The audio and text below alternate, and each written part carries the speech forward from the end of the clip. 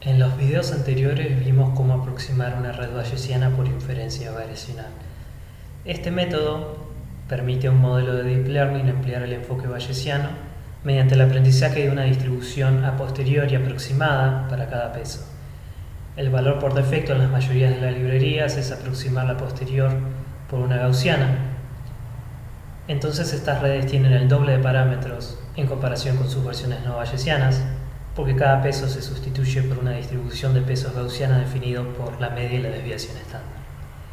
Es genial que el método de inferencia variacional nos permita ajustar una red bayesiana a pesar de su gran número de parámetros, pero sería aún mejor si el número de parámetros no se duplicara al pasar de una red no bayesiana a su contraparte bayesiana.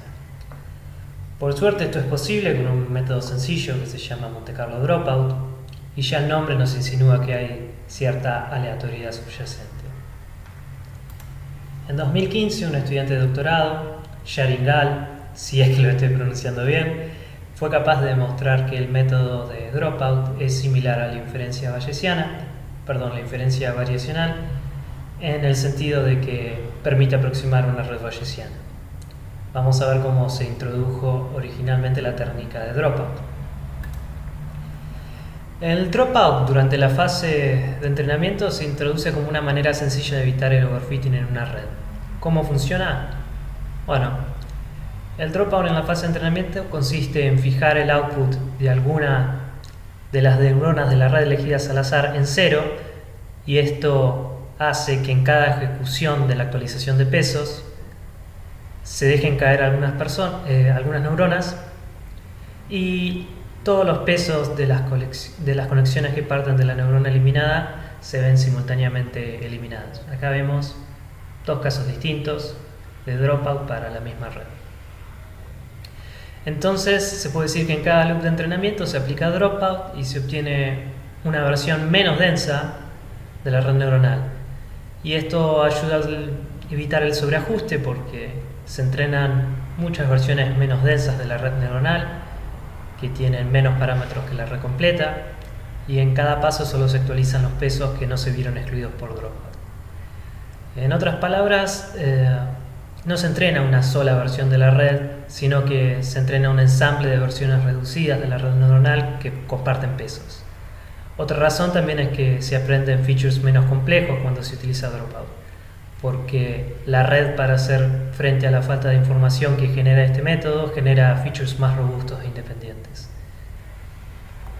Ahora, ¿cómo es la fase de testing, la fase de predicción para este tipo de redes? Bueno, es muy sencillo. Se vuelve la red neuronal completa con los pesos fijos con un detalle. Se pondera el dropout de los valores de los pesos aprendidos siguiendo esta ecuación. Esta ponderación tiene en cuenta el hecho de que durante el entrenamiento cada neurona recibe en promedio P estrella menos entradas que en la red neuronal completa. Las conexiones o pesos son por lo tanto más fuertes de lo que serían si no se aplicara esta corrección.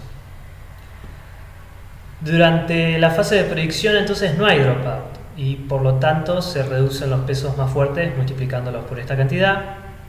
Y esto obviamente no se hace de manera manual, sino que las librerías se encargan de manera automática. Como comentamos hace un momento, esto hace que el rendimiento de la red mejore, entonces este método se hizo muy popular. Pero este método todavía tiene más cosas que ofrecer. ¿Qué sucede si activamos el dropout durante la fase de predicción? Bueno, en una red bayesiana, una distribución de pesos sustituye a cada peso, ¿verdad?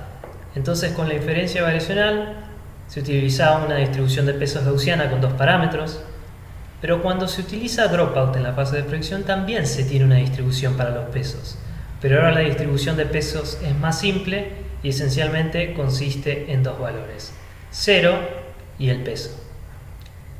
La probabilidad de dropout no es un parámetro variable, sino que se fija al definir la red neuronal, entonces se puede ver como un hiperparámetro a ajustar. Si no se obtienen buenos resultados con ese valor, se puede probar con otro. El único parámetro libre de la distribución en el método Monte Carlo Dropout entonces es el peso de cada cada conexión.